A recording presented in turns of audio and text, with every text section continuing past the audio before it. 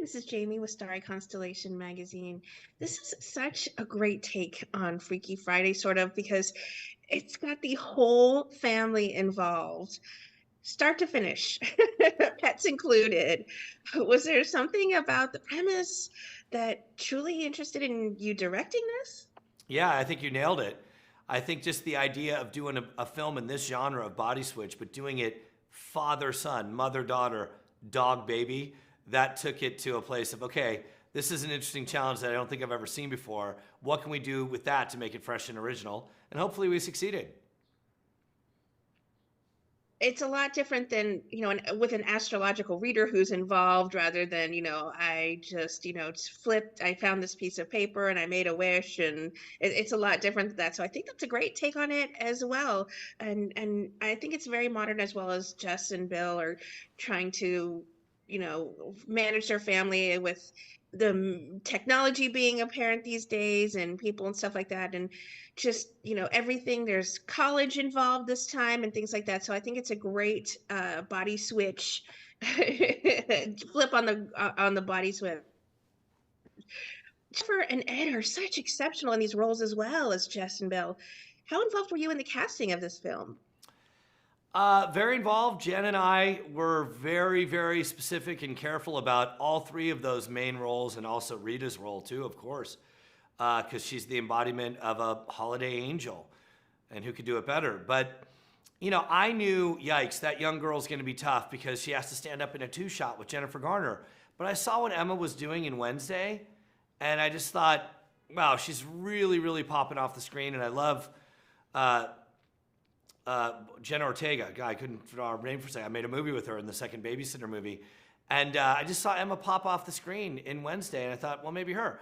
Then I saw them shoulder to shoulder, and I was like, yep, she's got what it takes to stand in a two-shot with Jen Garner. And then, of course, we were lucky to get Ed. He's so great in The Hangover, so great in Vacation, so great on The Office, and just such a wonderful, approachable, hysterical everyman. And that Brady Noon, I saw him do I Want to Know What Love Is in Good Boys. And I'm like, can we please get that kid? I called Seth Rogen, and he knew that he was a special young actor. Did the actors get to spend much time with one another beforehand to sort of get their affections and their, little ticks down to really truly do the swap in a way that they felt like, yeah, that's me, or maybe I see myself in this person who swapped with me? Yeah, I mean, she's such a nifty producer and such a wise entertainment professional. She had the wisdom to regularly bring everybody over to her house, and she would cook for all of us. And we would talk, and it would provide everybody a chance to get closer, but also study the idiosyncrasies of each other. And we even did body work with this woman named Rie, who would have them working as the Walker family, as a giant amoeba, and stuff that you're like, is this real? Is this going to show up on screen? But it really did. And it broke down all the walls, made everybody feel safe and protected to go for it and be their best. I have to ask about the CGI work or whatever you use to make the swaps so well, as well as, when it comes to the baby and the dog. I mean, we see this baby drinking out of the dog dish, and that's initially one of my most favorite moments from watching this. What did it take to sort of create those moments? Well, we use a real baby and a real dog, but then occasionally there's a little sleight of hand, and we bring in a CG baby and a CG dog. But I got to tell you, both the baby was played by two twins, and because you can only work a child that young for so long. And the same thing with the dog. There were two dogs in there, and both of them were so good. They hit all their marks, stood up on their hind legs, peed on command, did it all. So it was a joy to work with a baby and a dog. And there's an old adage of never work with kids or animals, and I went right into the teeth of that one. I don't think it would be a McG film if you didn't face one of those things head on, at that moment. Yeah, I seem to seek difficulty. Where are you? When are you going to intervene in my life and go, dude, take it easy on yourself?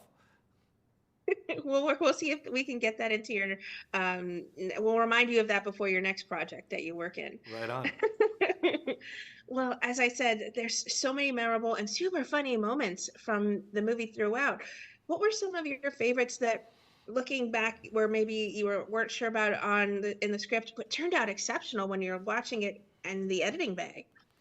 Um, I don't know. I mean, it's kind of lowbrow, like the bodily humor, but Jen's so fearless that she went for it with burping and farting and doing the thing. And you never know if that's going to be cheesy or awesome.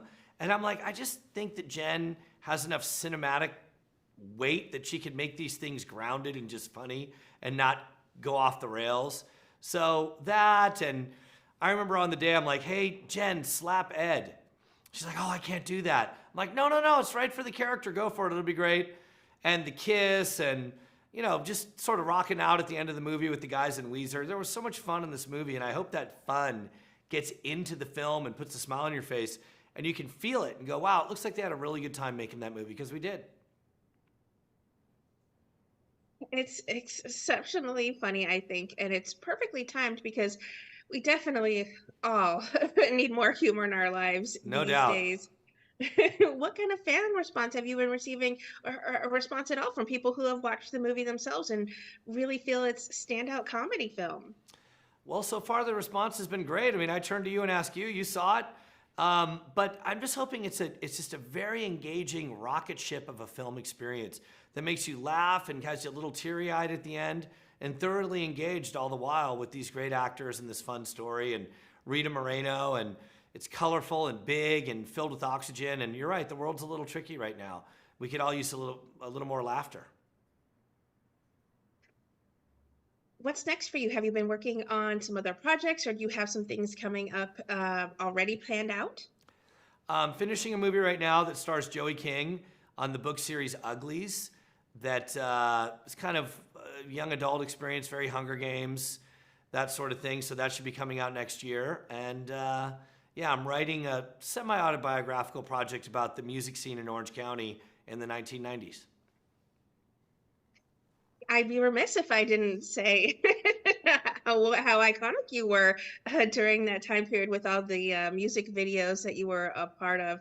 And it must mean so much to you to have evolved into an actual cinematic director. Was that always a dream for you? Yeah, I mean, anything Hollywood always seemed impossible to me because I'm from Kalamazoo, Michigan. I grew up in Orange County in the 1980s, and Hollywood seemed to be a million miles away. I didn't have any contacts. I didn't know anybody. I remember taking my demo reel and putting it on green cassette tapes, hiding it in a pizza box, and having it delivered to the film and music executives so they would think they were getting a pizza, and they would maybe give my demo a shot. So that was my trick. And yeah, there was a lot of biting, scratching, and kicking that went into that progression, to say the least. What would you like to say then to everyone who are fans and supporters of the incredible movies that you've come to make? Keep trying. Just, you can't take no for an answer. I've been humiliated. I've had big publicized failures. I've had a lot of difficult things. And I just think if you're a writer, you write. If you're an actor, you act. If you're a director, you direct. And just be authentic to who you really are and keep going, and don't take no for an answer, because you have to have thick skin and you have to keep trying. And it's silly, but it really is true. It's not how many times you get knocked up. You just got to get up. Every time you get up, you're better for it. And it's all about how many shots you can take and keep on ticking. Your day in the sun is coming. Well, you do exceptional work, whether it's comedy, whether it's something poignant. It's truly a gift that you are meant to put on our screens. So I'm thankful for the time to explore the film you made this time around. And I look forward to chatting with you again about other movies you've made. You're so kind to say so. What a fun chat we had. I hope you have a wonderful rest of the day. Thank you so much. I didn't get a chance to ask you about the house, but it was exceptional location shot as well. Oh yeah, I mean, the west side of Los Angeles is really pretty, and it's funny because that house wasn't too far from Bob Iger's house, and obviously he knows everything about. Hey, move those trucks on my street. You know what I mean? So we had to tread really lightly over there because it was a very pretty house.